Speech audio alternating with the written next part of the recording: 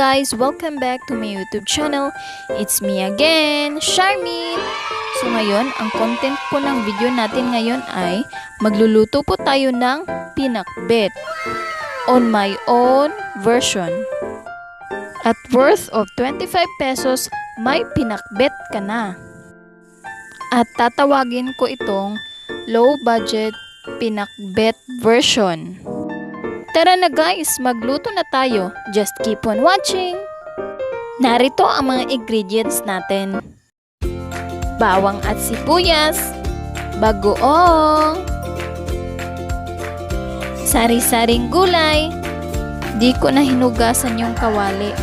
Kakaluto ko po lang kasi ng bagoong. Mas masarap din yan para malasa yung bagoong.